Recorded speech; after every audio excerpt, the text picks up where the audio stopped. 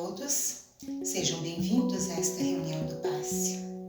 Eu os convido nesse momento a buscarmos Jesus, nosso Mestre, rogando a Ele que ilumine esta reunião, orientando o trabalho dos amigos espirituais da equipe de Francisco de Paula Vitor e nos abençoando a todos. Que assim seja. O texto que eu escolhi está no capítulo 22 do Evangelho segundo o Espiritismo, dentro do item Insolubilidade do Casamento.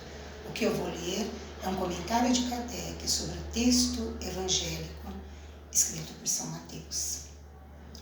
Não há de imutável senão o que vem de Deus. Tudo que é obra dos homens está sujeito a mudanças. As leis da natureza são as mesmas em todos os tempos, em todos os países. As leis humanas mudam segundo os tempos, os lugares e o progresso da inteligência.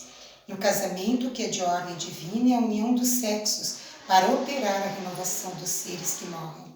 Mas as condições que regulam essa união são de ordem tão humana que não há no mundo inteiro, e mesmo na cristandade, dois países em que elas sejam absolutamente as mesmas e que não haja um em que elas não tenham sofrido mudanças com o tempo.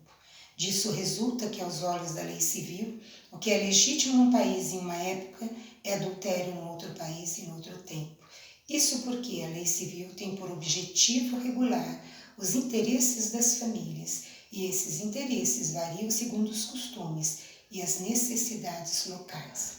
Mas na união dos sexos, ao lado da lei divina material comum a todos os seres vivos, há uma outra lei divina, imutável, como todas as leis de Deus, exclusivamente moral, e que é a lei de amor.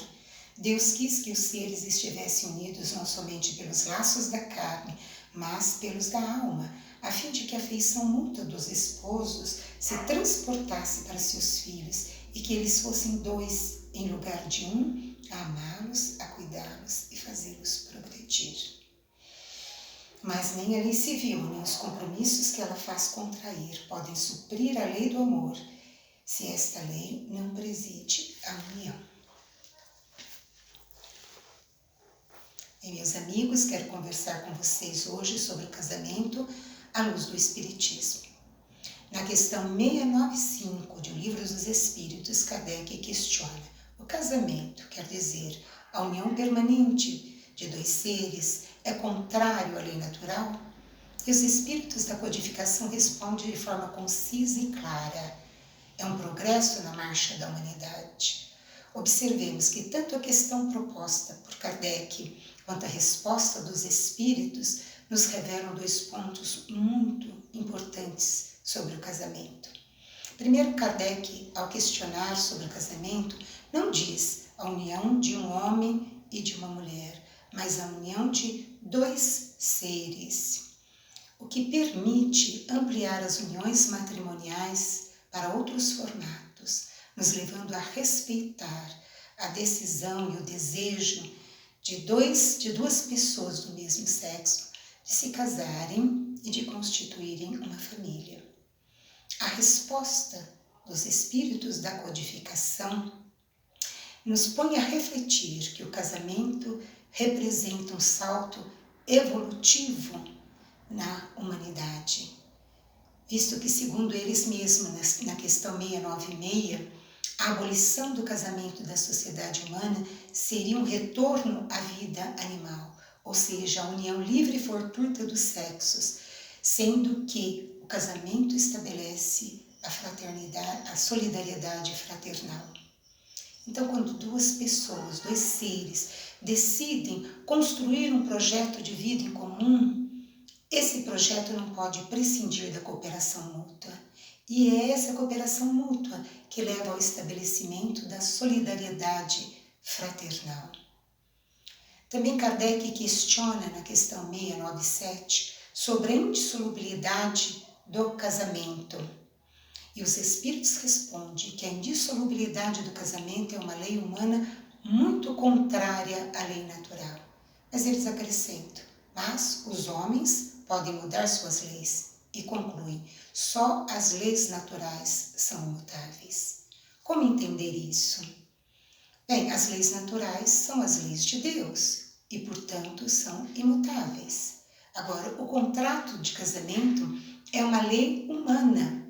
E como bem explicou Kardec no texto que nós lemos, as leis humanas são mutáveis, elas sofrem alterações ao longo do tempo e também não são iguais em todos os países, em todos os lugares. O amor é uma lei divina, portanto, é imutável. Então pensemos, se dois jovens se casam, muito apaixonados, mas não conseguem construir um vínculo de amor, ao contrário, a relação degenera para o desrespeito, a intolerância, a competição e a violência. Eu pergunto, como manter essa relação tão nociva para os dois? Não é mais justo que esse contrato de casamento seja desfeito e que os dois possam encontrar outros parceiros com quem consigam construir uma relação mais saudável, mais construtiva? Porque o casamento não é uma prisão. O casamento é um espaço de aprendizado do amor. E o fato de nós entendermos que não somos obrigados a viver para sempre numa relação infeliz não significa banalizar o casamento, como a gente ouve muitas vezes as pessoas dizerem: vamos casar, mas se não der certo, a gente separa. Olhar para o casamento como algo descartável é muito triste, é muito ruim, porque nós já vimos o quanto o casamento é importante na sociedade humana. O casamento não é mercadoria, o casamento é uma construção.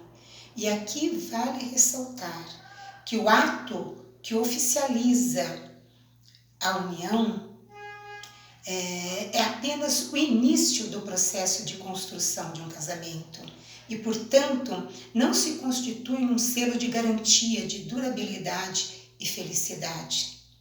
Ao contrário, nós vemos muitas uniões não oficializadas e que se constituem em relações saudáveis, felizes e duráveis, enquanto outras uniões oficializadas, com todas as cerimônias tradicionais, são infelizes e muitas vezes têm curta duração. Então, meus irmãos, entendendo o casamento sob a ótica espírita, nós vamos compreender o quanto o casamento é importante, o que ele significa em termos de oportunidade para nós, espíritos imortais e em processo de evolução, já que nós aprendemos com as experiências que realizamos nesse mundo material, com o objetivo de desenvolvermos os nossos potenciais divinos, crescendo tanto intelectualmente quanto moralmente. E o casamento, sendo uma vida a dois, num espaço íntimo de convivência, é um recurso excelente para esse desenvolvimento, sobretudo no aspecto moral. Porque pensem bem, sendo duas pessoas únicas e num processo evolutivo individual, o quanto essas duas pessoas precisam aprender a identificar as diferenças e saber lidar muito bem com elas, aprender a lidar bem com elas. E por outro lado, o quanto precisam valorizar os pontos de afinidades se quiserem levar adiante o casamento. O Espiritismo também nos ensina algo muito importante sobre o processo de evolução. Ele nos diz que cada ser, cada espírito é absolutamente responsável pelo seu processo evolutivo e, portanto, pela cota de felicidade e infelicidade que cria para si mesmo. Então, aqui não cabe aquilo de dizer: o outro me fará feliz, ele vai cuidar de mim. Não. No casamento, o que as duas pessoas colocarem, oferecerem para a relação é que vai determinar a felicidade ou a infelicidade deste casamento. Na verdade, quando duas pessoas se casam, a proposta é que ambas se disponham a construírem um lar, um espaço onde elas possam se sentir felizes, onde possam se sentirem nutridas afetivamente. Um local onde elas querem voltar após uma longa jornada de trabalho. Um local de acolhimento, um local de diálogo, um local de apoio, de gestos amorosos, de carinho e de liberdade. E sobre a liberdade, acho importante destacar que se são duas pessoas diferentes que se casam, é natural também que elas tenham sonhos e projetos pessoais diferentes.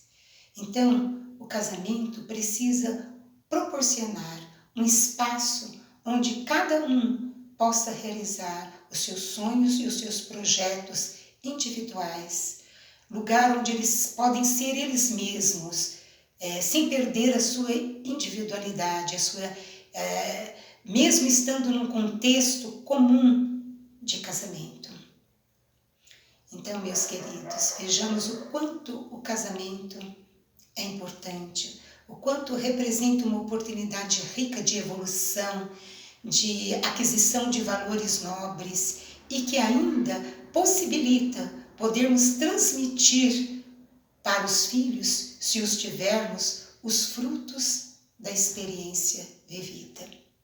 Valorizemos o casamento. Que o Senhor nos abençoe. Boa noite, amigos. Vamos começar mais um momento de prece. Convido vocês, então, para começarmos a prece levando o pensamento ao Pai Celestial. Agora é um momento para mantermos a calma dos nossos pensamentos, do sentimento, do coração, buscando sempre essa ligação com o Pai Celestial junto a nós. Esse momento é um momento do exercício de amor, de fé, de humildade. Somos filhos pequenos em processo de evolução. Então, vamos pedir para que Deus, nesse momento, ampare cada um de nós, ampare a nossa família, ampare aquele que está doente, que chegue a cada canto, que chegue aos hospitais, nos leitos, amparando o doente, o familiar que acompanha com o coração aflito.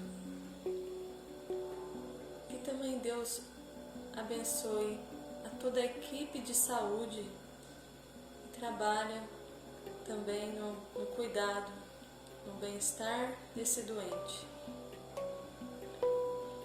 Que Deus também faça presente nos lares, faça presente nas ruas, aos trabalhadores, aos que estão procurando emprego.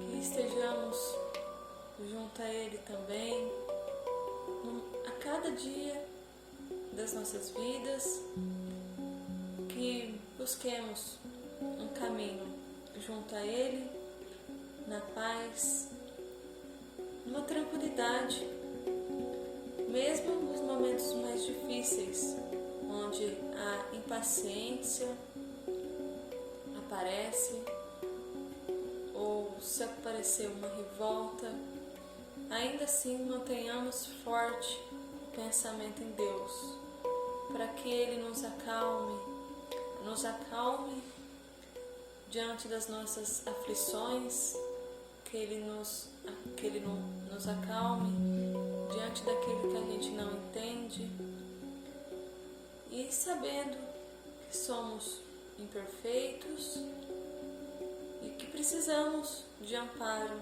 principalmente nos momentos mais difíceis da vivência. Que usemos a prece como um recurso de amparo da mente, do corpo e do espírito, e com o exercício da fé. Então, que esse momento seja de paz e que aí busquemos nos ligar a Ele, pedindo, agradecendo e sempre buscar esse elo junto a Deus. E assim, no mesmo pensamento, numa mesma vibração, com todos que agora assistem esse vídeo, pedimos amparo por todos, pelo nosso planeta, por todos os planos. Com o amparo divino também chega a natureza, as plantas, os animais, que chegue as águas, agradecer pelo recurso da água, da terra, do fogo, do ar, e que saibamos cuidar da nossa natureza, aquilo que Deus nos deu com tanto amor, e que saibamos fazer uso disso, um bom uso. Pedir pelo nosso Brasil, pelo nosso planeta, e que no momento delicado que estamos passando de saúde, pela questão financeira, que tenhamos fé, que tenhamos paz, que tenhamos solidariedade com cada irmão, solidariedade com nós, solidariedade com todos em nossa volta, principalmente nos momentos mais difíceis.